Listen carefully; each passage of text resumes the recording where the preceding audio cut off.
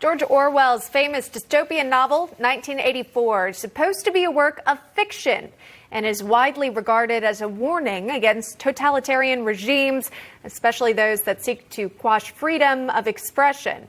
But how much of this novel has come to life on college campuses? Well, joining us to discuss is Jezzamine Wolk, a reporter at Campus Reform. Jezzamine, I want to show you a few of the themes from the novel that Campus Reform says have been prevalent on college campuses. We can pull up the list here. We've got thought police, as well as the Ministry of Truth, essentially groups accused of manipulating reality through propaganda and misinformation. And also the 2 + 2 = 5. It's a reoccurring theme throughout the book, referencing citizens' willingness to deny observable facts as they bend to a political party's will. You know, Jezzamine, I remember when safe spaces were sort of first celebrated on college campuses, but based on the list that we just shared, that was just the beginning. You are absolutely right, Emma. And something that the Leadership Institute's Campus Reform has covered for years is the fact that conservatives have been being silenced on college campuses.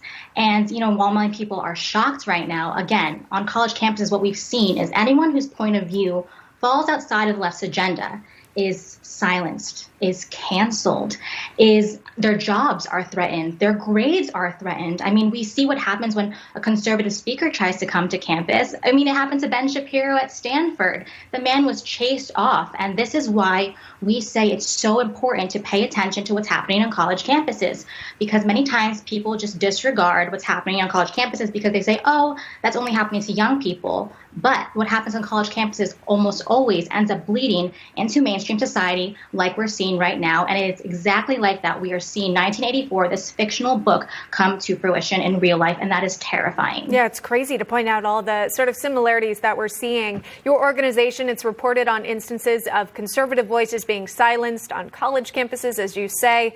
But following the news of big tech censorship, which we've seen recently, of course, with them shutting down the president's Twitter account, also preparing for the start of a Biden administration, do you think conservative students will choose to kind of go back into the closet here and keep their political beliefs a secret?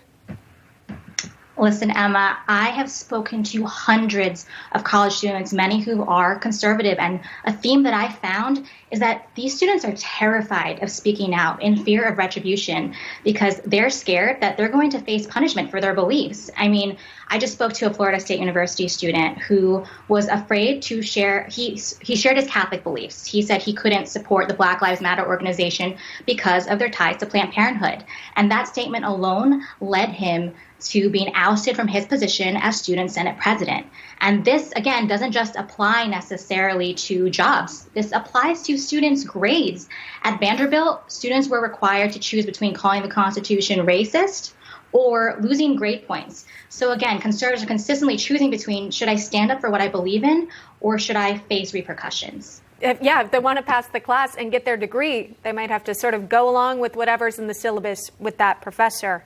I want to ask you, though, about the news of Parler, because potentially that would be an alternative site for more conservative voices. However, here's what the chief policy officer said just the other day on Wake Up America. Watch this.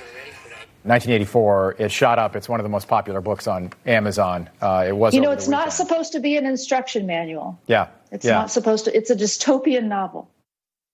So again, supporting this idea that it's what we're seeing play out is eerily similar to in the book.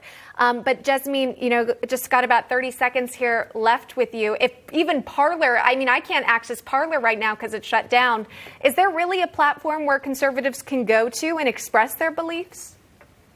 That's such a great point, Emma. And let me tell you, big tech censorship, what they're saying is if this is about risk and safety, this has nothing to do with that. This has everything to do with control. They want to control what you hear. They want to control what you think. They want to control what you say because they know that that's how they get power. And at the end of the day, they are just forming this echo chamber. Just like the book in 1984, they're saying, if you don't think this way, we're going to send the thought police after you. So it's terrifying what we're seeing right now because, Stalin and Hitler, they censored speech too. This is literally a characteristic of tyranny. So America should be concerned. Yeah. All right. Keep an eye on it. We always appreciate your reports. Jezzamine Wolk, thanks so much. Thanks, Emma.